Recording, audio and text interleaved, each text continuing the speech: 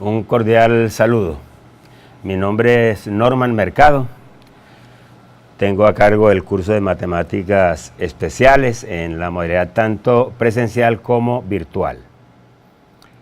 El video de hoy trata de la ecuación de difusión del calor básicamente en una dimensión. Si bien se puede sacar el modelo de difusión para regiones en el espacio, restringiremos esta presentación, pues este estudio, a la ecuación de difusión del calor en una dimensión. De tal manera que si, por ejemplo, la variable dependiente es la temperatura, habrá dos variables independientes, la posición y el tiempo, ¿cierto? Eso nos va a conducir a una ecuación diferencial de segundo orden, ¿sí? Pero en derivadas parciales, ¿no?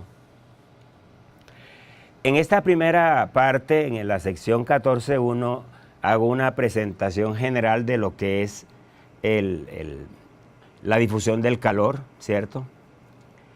Eso nos lleva a que si, por ejemplo, consideramos una varilla de longitud finita, ¿cierto? Digamos de longitud L, aislada en su borde, ¿no?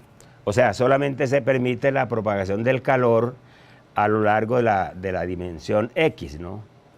Y en cada punto de la varilla, en todo instante, ¿cierto?, la función de temperatura variará, ¿sí? Sin entrar en los detalles de la deducción, que eso hace parte normalmente de un curso de física, de termodinámica, sin entrar en los detalles, se puede demostrar que si phi es la función de temperatura, phi, esa función de temperatura, como ya dije antes, depende tanto de la posición como del tiempo.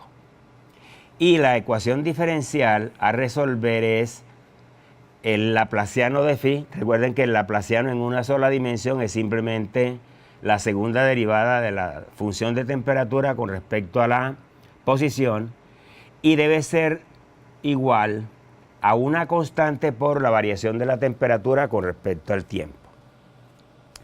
Esa constante, ese ρ sobre K, la vamos a englobar en una constante conocida como difusividad, ¿cierto?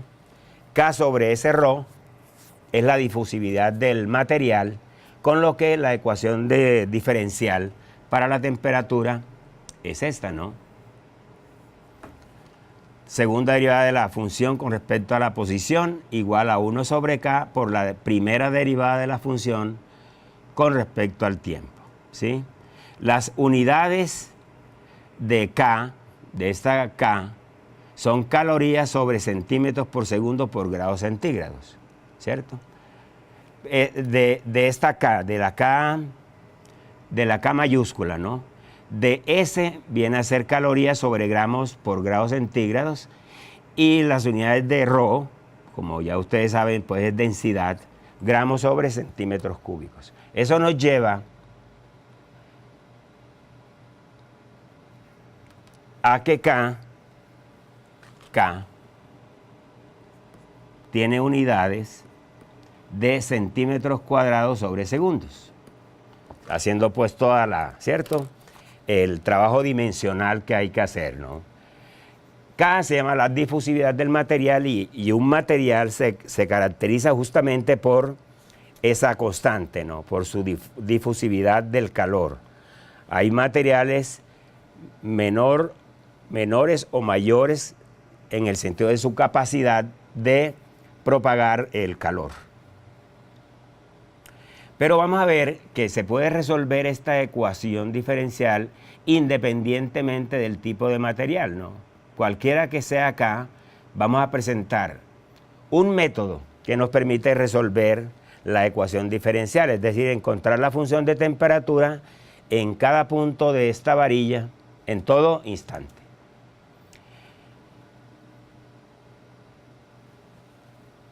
Entonces, cuando la varilla, es finita, vamos a ubicar unos ejes coordenados aquí, el eje Y, el eje X. Este punto aquí es X igual 0 y aquí X igual L, que viene a ser la longitud de la varilla, ¿no? Y en cada punto de la varilla la función de temperatura depende de ambas variables, de la variable de posición y de la variable temporal. Bien. El método que se utiliza para resolver esta ecuación diferencial es el mismo que se estudió en el video anterior, ¿cierto? Para resolver la ecuación de la cuerda vibrante o la ecuación de onda, ¿sí? Es el método de separación de variables. Entonces, si se supone que la función de temperatura se puede escribir como el producto de una función de x por una función de t, ¿cierto? Al reemplazar idénticamente en la ecuación diferencial, nos van a resultar dos ecuaciones diferenciales ordinarias, siendo lambda una constante de separación.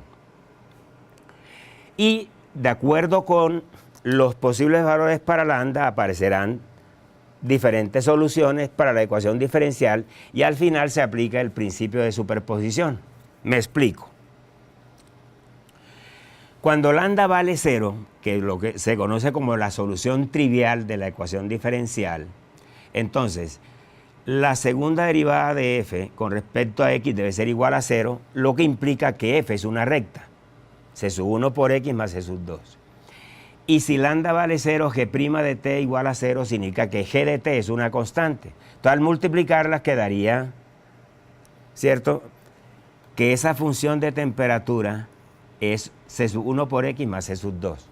Esa es la solución trivial de la ecuación diferencial. ¿Cierto?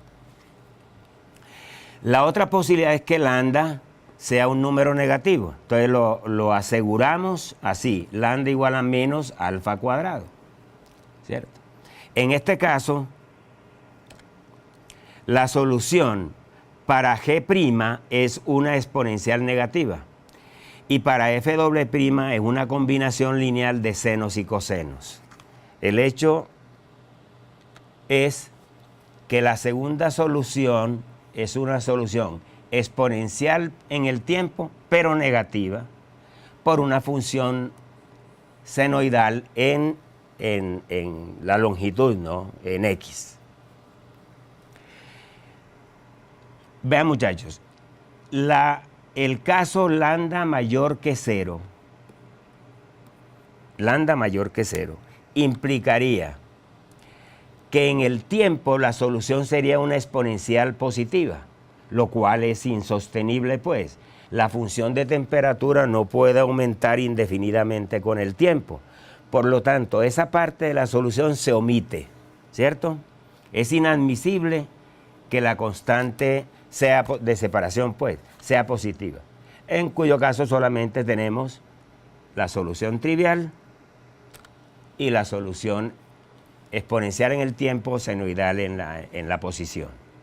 Eso nos lleva a que la solución completa, el modelo matemático, pues, es c sub 1 por x más c sub 2 más e a la menos alfa cuadrado por kt por la función senoidal. Entonces aquí tenemos 4 constantes arbitrarias. Y además hay una constante de separación que es alfa. O sea, tenemos 5 constantes y solamente vamos a tener 3 condiciones de frontera. ¿Cuáles son esas condiciones de frontera? Son las siguientes. Conocemos la temperatura en 0 en todo instante. O sea, se debe conocer la temperatura en el extremo izquierdo de la varilla. Y también se conoce la función de temperatura en L, en el otro extremo, en todo instante. Y hay que dar una condición inicial, que es la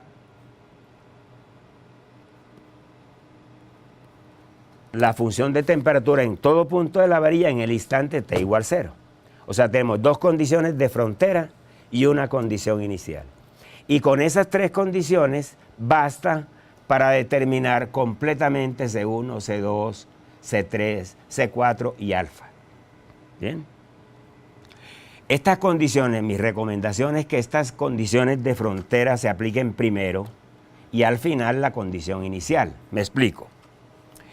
A partir de esta expresión matemática, si se conoce la temperatura en el borde izquierdo, ¿no? Phi de 0t es igual a T1. Entonces, al reemplazar la X por 0, me quedaría T1 igual a C sub 2 más E a la menos alfa cuadrado por KT por C sub 3 coseno. Más que una igualdad, esto es una identidad. Es decir, por independencia lineal, T1 debe ser igual a C2 y C3 debe ser igual a 0. ¿Cierto? Con lo que la función de temperatura, después de aplicada la primera condición de frontera, viene a quedar C sub 1 por X más T1 más C sub 4 por, bueno, etc. ¿Bien? Persisten cuántas incógnitas por calcular, C1, C4 y alfa. ¿Bien? Ahora se aplica la condición en la frontera de la derecha. Ahí la temperatura en todo instante es T2. Y se usa el mismo criterio, ¿no? T2 debe ser igual a C1 por L más T1 más C4 por E a la menos alfa cuadrado KT por el seno de alfa L. Y por independencia lineal, C1L más T1 debe ser T2, con lo cual despejamos C1. C4 por el seno de alfa L también debe ser 0, pero aquí hay un problema. Si yo digo que C4 es 0, nos quedamos solamente con la solución trivial. Y eso no tendría sentido, ¿no? Porque de todas maneras, si uno tiene una condición inicial en la varilla, la temperatura va a variar, ¿cierto? No va a permanecer, pues, constante, ¿no? Eso implica que C4 no es 0. Y si C4 no es 0, el seno de alfa L tiene que ser 0. Entonces, miren, todo esto a lo que nos lleva, ¿no? Que si el seno de un ángulo, alfa L, si el seno vale 0, es porque ese ángulo es un múltiplo de pi, con n igual 1, 2, 3, etc. O sea, en lugar de una solución encontramos infinitas soluciones, una por cada valor de n. Entonces, eso lo formalizamos así. Bueno, lo que dije, ¿no?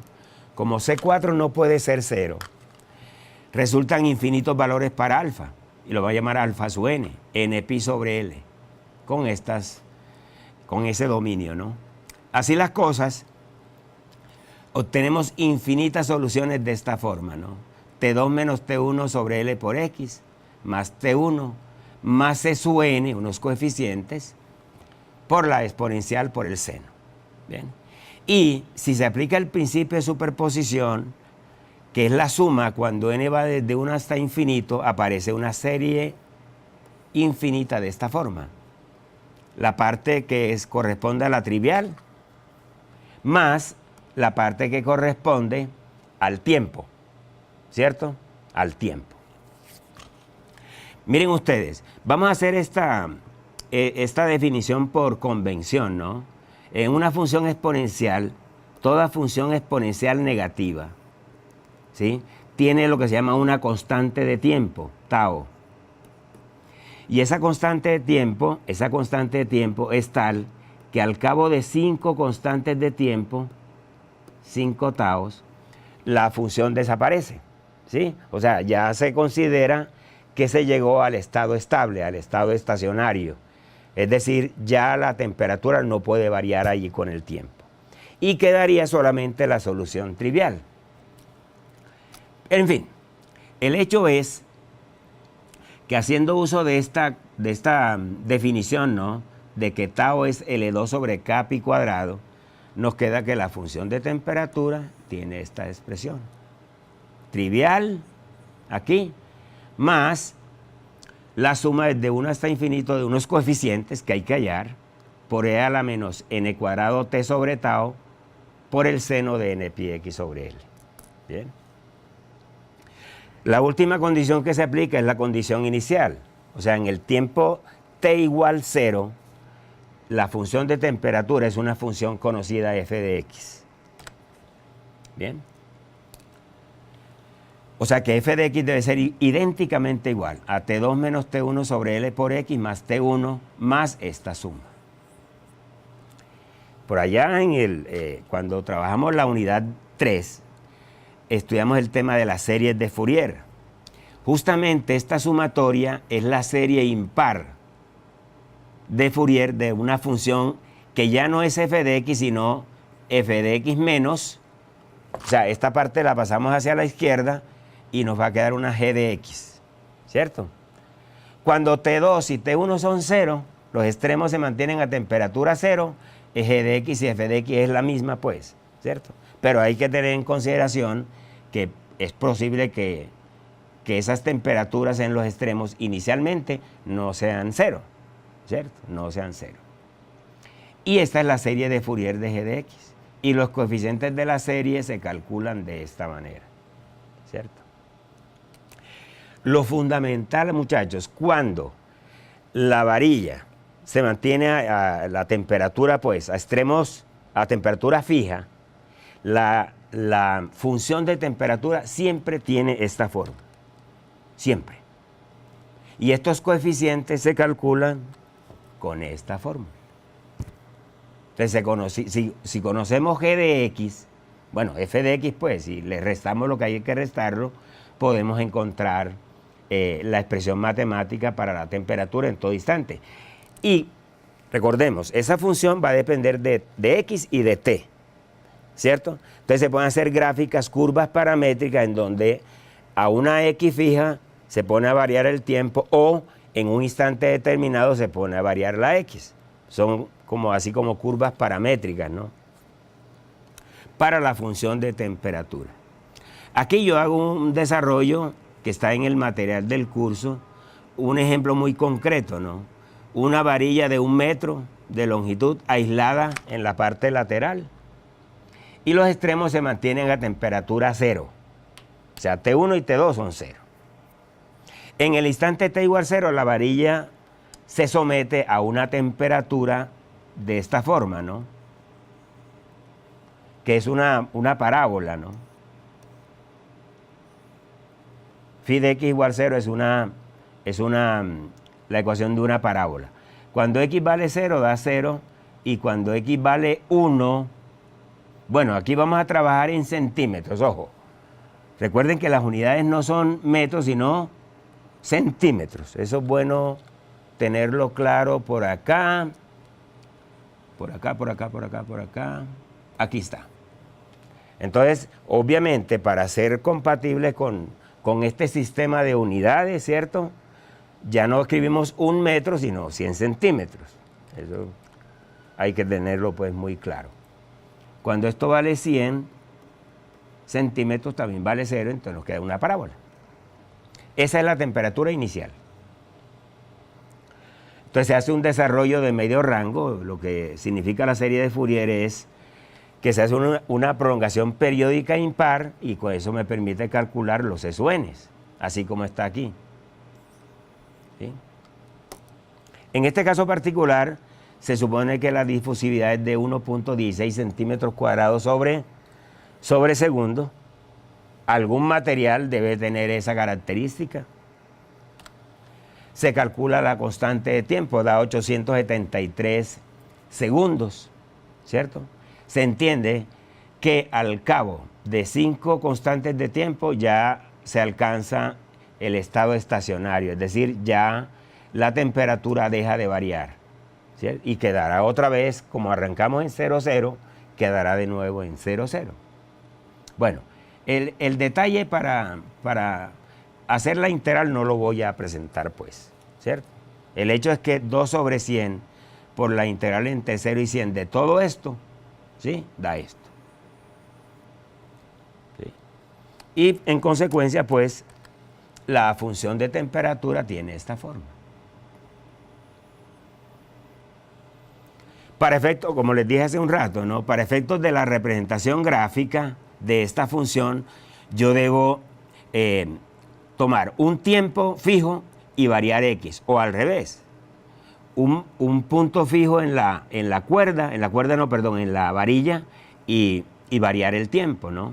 Entonces miren, por ejemplo, phi de x0 tiene esta expresión. Phi de x al cabo de una constante de tiempo me da esta expresión, ¿sí? phi de x al cabo de 4 con 2 constantes de tiempo, este es doble de este, me da esta expresión. Y yo aquí, usando MATLAB, encuentro esta gráfica, ¿no? Esta corresponde a phi de x0. Miren que en t igual 0, la función de temperatura corresponde justamente a la parábola a la que yo hacía referencia aquí, a esta parábola, ¿cierto? Pero después de cierto tiempo esa temperatura disminuye porque está multiplicada por una exponencial negativa. Y por lo tanto, la gráfica ya tiene una amplitud menor, ¿cierto? Y entre más tiempo pase, pues más pequeña será hasta que eventualmente, después de 5 constantes de tiempo, retorno a la posición de equilibrio. Espero que esta parte, ¿cierto? Esta parte de la presentación sea clara, ¿no? ¿Sí? Pero hay otra situación que es bueno analizar. Esa otra situación es cuando uno de los extremos se mantiene a temperatura fija, pero el otro extremo está aislado. ¿Qué significa aislado? Que no hay flujo de temperatura en ese punto en concreto, ¿no? En ese extremo, pues. O sea que la derivada con respecto al tiempo, a la posición de phi de x en x igual L, si ese es el extremo aislado, eso vale 0. Entonces ya cambian las condiciones de frontera, ¿no? ¿Cierto? Ya las condiciones de frontera quedarían así. El extremo de x igual se mantiene a temperatura constante, T2, y el extremo de x igual 0 está aislado. Bueno, aquí sería entonces, en x igual 0, ¿cierto? Está aislado. O sea, el gradiente de temperatura en ese punto es 0. Eso nos lleva, esta expresión es la misma, ¿no? O sea, yo repetí por cuestiones didácticas, repetí todo el procedimiento hasta encontrar esta función, ¿cierto? Ahora bien, la primera condición, ¿qué significa? Que lo que les dije, que la derivada parcial con respecto a x en ese extremo, en todo instante, es 0. Y eso nos lleva a que C1 vale 0 y que C4 también vale 0, ¿cierto? Entonces, eso nos da que la función de temperatura tendrá esta forma, ¿no? C sub 2 más C sub 3 por E a la menos alfa cuadrado kt por el coseno de alfa x. La otra condición, que es en el extremo allá, la temperatura se conoce, T2, que eventualmente puede ser 0, ¿no? Para facilidad del análisis. Entonces ya, miren ahora que los coeficientes ya son múltiplos impares de pi medios, porque la condición es que coseno de alfa L tiene que ser 0. O sea que alfa por L debe ser un múltiplo impar de pi medios. Bien, eso nos lleva a los phi sub n en general, luego se aplica el principio de superposición y nos queda esta expresión matemática. Miren que ahora depende del coseno, ¿cierto? Finalmente se aplica la condición inicial. Esa condición inicial nos lleva a que los E sub n se calculan de esta manera. 2 sobre L integral entre 0 y L de g de x por el coseno, ¿cierto? De 2n menos 1 pi sobre 2L diferencial de x. Hay un ejemplo resuelto ahí que no lo voy a... lo que me interesaba con este video es que ustedes tengan claro, ¿cierto?, que el caso de la distribución de temperatura en una varilla, primero, depende del tipo de varilla, o sea, de la difusividad, y depende de las condiciones de borde, o en la frontera, pues. Una cosa es que los bordes se mantengan a temperatura fija, que fue lo que trabajamos primero, y otro que uno de los bordes esté aislado.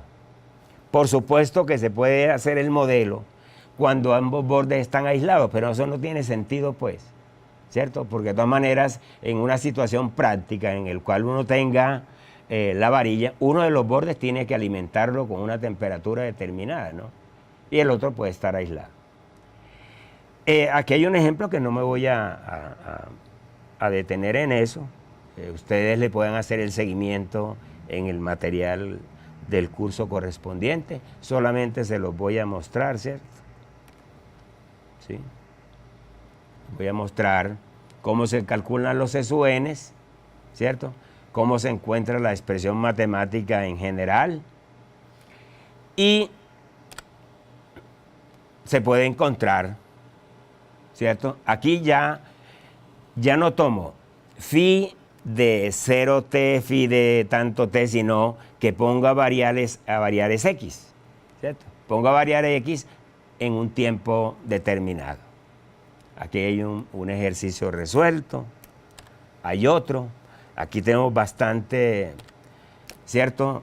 Hay bastante material para trabajar, pero lo fundamental, ¿cierto? Recuerden que un video no puede ser demasiado extenso, ¿no? Lo fundamental es lo que les he presentado. Ya queda como motivación para la persona usuaria de este tipo de información que eventualmente profundice en los otros fenómenos que se pueden dar. Por ejemplo, cuando la varilla es infinita o semi-infinita. Si la varilla es semi-infinita, necesariamente voy a utilizar la transformada de Laplace para hacer el modelo matemático. Y si es infinita, hay que utilizar transformadas de Fourier. Esos temas, pues, por supuesto, que son temas ya más gruesos, ¿sí? Que de pronto se salen del objetivo de este tipo de videos, ¿cierto? Que más que todo está dirigido a alumnos de cuarto, quinto semestre de ingeniería electrónica, eléctrica y telecomunicaciones. Felicidades.